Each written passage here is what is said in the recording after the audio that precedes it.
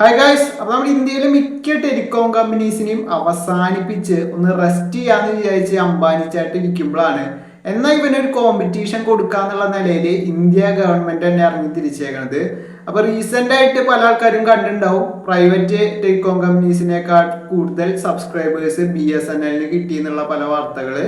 അപ്പൊ ഇതിന് പിന്നിലുള്ള പ്രധാനമായിട്ടും സബ്സ്ക്രൈബേഴ്സ് BSNLക്ക് പോകാനുള്ള ഒരു കാരണം പല ആൾക്കാരും നോക്കിയപ്പോൾ കണ്ടത് എന്താന്ന് വെച്ചാൽ ഈ റീസെന്റ് ടൈംസിലായിട്ട് എല്ലാ കമ്പനികളും ഒരുമിച്ച് അവരുടെ പ്ലാനുകൾക്ക് ഹൈക്ക് ചെയ്തിട്ടുണ്ടായിരുന്നു 25% അടുത്തൊക്കെ.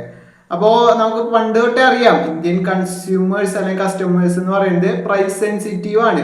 എത്ര നല്ല സർവീസ് കൊടുത്താലും അവർക്ക് പ്രൈസ് കൂടുതലാന്ന് തോന്നിക്കഴിഞ്ഞാൽ അവരത് കുറവുള്ള സ്ഥലത്തേക്ക് പോകുന്നുള്ളത്. അതന്നെയാണ് ഇപ്പൊ റീസെന്റ് ആയിട്ട് സംഭവിച്ചുകൊണ്ടിരിക്കുന്നത്. പല യൂസേഴ്സും ജിയോയും എയർടെലും VI ഒക്കെ വിട്ട VI പിന്നെ അതൊരു പഴയ കഥ തന്നെയാണ്. അപ്പൊ ഇതൊക്കെ വിട്ടിട്ട് BSNLക്ക് ചേക്കേറിക്കൊണ്ടിരിക്കുകയാണ്. അപ്പൊ BSNLന്റെ ചീപ്പ് പ്രൈസിങ് തന്നെയാണ് ഇതിന് പ്രധാന കാരണം. അപ്പൊ പല ആൾക്കാരും BSNLന്റെ ഈ ഒരു ചീപ്പ് പ്രൈസിങ്ങിനെ കുറിച്ച് അവർക്ക് പ്ലാൻ മാത്രമേ ഉള്ളൂ, റേഞ്ച് ഇല്ല എന്ന് പറയാറുണ്ട്. അത് ഒരു സത്യം തന്നെയാണ്. ഇപ്പൊ ഞാൻ കോളേജിൽ പഠിക്കുന്ന ടൈമിലൊക്കെ BSNL യൂസ് ചെയ്യുമ്പോൾ തൃശ്ശൂർ സിറ്റിയിൽ പോലും സ്റ്റേബിൾ ആയിട്ട് കണക്ഷൻ കിട്ടാറില്ല 3G ഒന്നും. എന്നാ ഞങ്ങള് ടൂറ് മറ്റേ ഇവിടേക്ക് പോയിട്ടുണ്ടായിരുന്നു, എവിടെയാ പറമ്പിക്കുളത്ത്. അവിടെ പോയപ്പോ ഫുൾ കട്ട 3G, വേറൊരു സർവീസ് അവിടെ ഇല്ല. അപ്പൊ അങ്ങനത്തെ അവസ്ഥയാണ് BSNLനുള്ള. പക്ഷെ ഇപ്പൊ കുറെയൊക്കെ ഇമ്പ്രൂവ് ആയെന്ന് തോന്നുന്നു. ഇപ്പോ ഇന്ത്യയിലുള്ള പല മേജർ സിറ്റികളിലും 4G അവൈലബിൾ ആണ്. ഇന്ത്യ മുഴുവൻ കൊണ്ടുവരുന്നൊക്കെ പറയുന്നുണ്ട്. അത് ഏത് കാലത്താന്നുള്ളത് നമുക്കറിയില്ല. അതേപോലെ തന്നെ BSNL ഈ അടുത്ത് D2D സർവീസ് ഇൻട്രൊഡ്യൂസ് ചെയ്തിട്ടുണ്ടായിരുന്നു. ഇന്ത്യയിൽ തന്നെ ആദ്യമായിട്ടാണ് ഡയറക്ട് ടു ഡിവൈസ് സർവീസ് ഒരു ടെലികോം കമ്പനി പ്രൊവൈഡ് ചെയ്യുന്നത്. ഇത് വളരെ ഉപകാരപ്പെട്ട ഒരു സർവീസ് ആട്ടോ. കാരണം നമ്മൾ ഡയറക്റ്റ് സാറ്റലൈറ്റ് ആയിട്ട് ലിങ്ക് ചെയ്തിട്ടാണ് നമ്മൾ എമർജൻസി കോളുകൾ അല്ലെങ്കിൽ SOS മെസ്സേജ്, ഇനിയിപ്പോൾ ഇന്റർനെറ്റ് ഇല്ലെങ്കിൽ പോലും നമുക്ക് UPI ട്രാൻസാക്ഷൻസ് നടത്താൻ പറ്റുന്നുള്ളതാണ് ഈ ഒരു സർവീസിന്റെ പ്രധാന പ്രത്യേകത. അപ്പൊ ഇത് മേജറായിട്ട് നമുക്ക് യൂസ് വരിക ഇപ്പോൾ നാച്ചുറൽ ഡിസാസ്റ്റേഴ്സ് ഒക്കെ നടന്നു കഴിഞ്ഞിട്ടുള്ള സ്ഥലങ്ങളിലൊക്കെ ഫോൺ ടവർ ഒക്കെ നശിച്ചു പോയിണ്ടാവൂലേ. അപ്പൊ അവിടേക്ക് നമുക്ക് കമ്മ്യൂണിക്കേഷൻ വേണമെങ്കിൽ ഇങ്ങനത്തെ ഈ ഒരു D2D മെത്തേഡൊക്കെ അവിടെ എനേബിൾ ആക്കി കൊടുത്താൽ നമുക്ക് അവിടെ ഉള്ള ആൾക്കാർക്ക് കണക്ട് ചെയ്യാനും കാര്യങ്ങൾക്കൊക്കെ പറ്റും ഡയറക്റ്റ് സാറ്റലൈറ്റ് വഴി. അപ്പൊ ഇത് അതേപോലെ തന്നെ റിമോട്ട് ഏരിയയിലുള്ള ആൾക്കാരെയും നമുക്ക് പെട്ടെന്നൊക്കെ കണക്ട് ചെയ്യണമെങ്കിൽ ഈ ഒരു സർവീസ് യൂസ് ചെയ്ത് ചെയ്യാൻ പറ്റും. അപ്പൊ ഇതൊരു അടിപൊളി സർവീസ് ആയിട്ടാണ് എനിക്ക് തോന്നിയത്. BSNL ഈ അടുത്താണ് ഇൻട്രൊഡ്യൂസ് ചെയ്തത്, നവംബറിലൊക്കെ ആയിട്ട്. അപ്പൊ ഇപ്പോഴത്തെ അവസ്ഥ എന്താന്ന് വെച്ചാൽ ഇന്ത്യയിലെ 3 പ്രൈവറ്റ് ടെലികോം പ്ലേയേഴ്സിനും BSNLനെ കൊണ്ട് തലവേദന എടുത്തിരിക്കുകയാണ്. കാരണം ഇനി അവർക്ക് പ്ലാനിന്റെ പ്രൈസ് ഇൻക്രീസ് ചെയ്യണമെന്ന് തോന്നുകയാണെങ്കിൽ 3 പേർക്കും പറ്റണ കാര്യമില്ല. കാരണം ഇപ്പോൾ എല്ലാവരും 3 പേരും ഒരുമിച്ചാണ് ചെയ്തുകൊണ്ടിരുന്നത്, കാരണം എല്ലാവർക്കും ലാഭം കിട്ടുമല്ലോ. പക്ഷെ ഇനിയും ഹൈക്ക് ചെയ്യുകയാണെങ്കിൽ മിക്ക ആൾക്കാരും BSNLിലേക്ക് പോവാനുള്ള ചാൻസ് ഉണ്ട്. അപ്പൊ ഇവരുടെ കുഴി ഇവരെന്നെ തോണ്ടണ ഒരു അവസ്ഥയ്ക്ക് അത് ചെന്നെത്തിക്കും. അപ്പൊ as A consumer and investor, ഞാനും റിലയൻസ് സ്റ്റോക്കിൽ ഇൻഡയറക്റ്റ് ആയിട്ട് ജിയോയിൽ ഇൻവെസ്റ്റ് ചെയ്ത ആളാണ്. അപ്പൊ ഒരു കൺസ്യൂമർ എന്ന നിലയിൽ ഞാൻ ഇതിനെ BSNL വളർന്നു തന്നെ പ്രോത്സാഹിപ്പിക്കുന്നേ ഉള്ളൂ. കാരണം നമുക്ക് കൺസ്യൂമർക്ക് എപ്പോഴും ഒരു വേറെ ചോയ്സ് ഉള്ളത് നല്ലതാണ്. ഒരു മൊണോപോളിക്ക് ഇങ്ങനത്തെ ഒരു സർവീസ് ഒക്കെ പോണത് ഒട്ടും നല്ല കാര്യമല്ല. അപ്പൊ നമുക്ക് ഇനഫ് കോമ്പറ്റീറ്റേഴ്സ് ഉണ്ടെങ്കിൽ എല്ലാവരും പ്രൈസ് ഒക്കെ എപ്പോഴും ലോ ആയിട്ട് വെക്കും. അതിനുള്ള ഒരു കാരണം എന്താണെന്ന് വെച്ചാൽ പണ്ട് നമുക്കറിയായിരുന്നു നെറ്റിനൊക്കെ ഭയങ്കര വിലയാണ്. നമ്മുടെ ചെറുപ്പത്തിലൊക്കെ 1GB 2GB എന്നൊക്കെ പറഞ്ഞാൽ സ്വപ്നം കാണാനേ പറ്റുള്ളൂ. അധികം ആരും അങ്ങനെ നെറ്റ് റീചാർജ് ചെയ്യാതൊന്നും ഇല്ല. അത്രയും പൈസ ഉള്ളവർ മാത്രമാണ് ചെയ്യാറുള്ളത്.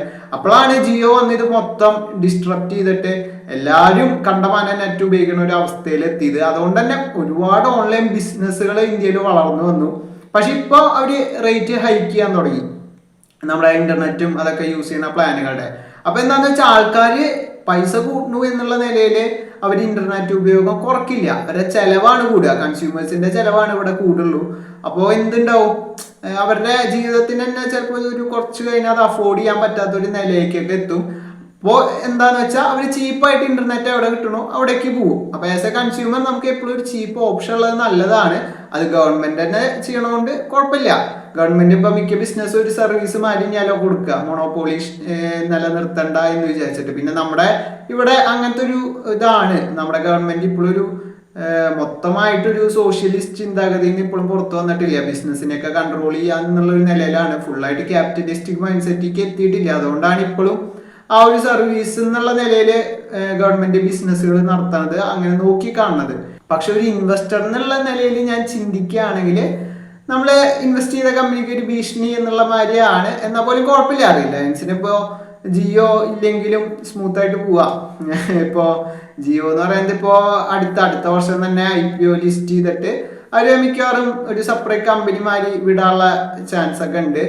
അപ്പോൾ അതൊന്നും വലിയ വിഷയമുള്ള കാര്യമല്ല. എന്നാലും നമ്മുടെ ഒരു കമ്പനി ജിയോ എന്ന് പറഞ്ഞാൽ ഒരു ബ്രാൻഡ് പിന്നെയും നിലനിൽക്കും.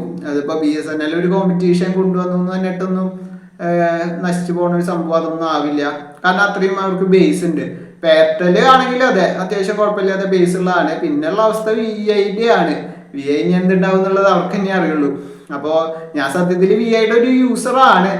പാവങ്ങളല്ലേ, ജീവിച്ച് പൊക്കോട്ടെ എന്ന് ചോദിച്ച് ഞാൻ സത്യം BSNL നിന്നാണ് VIക്ക് പോർട്ട് ചെയ്തത്. അതാണ് ഏറ്റവും വലിയ കോമഡി.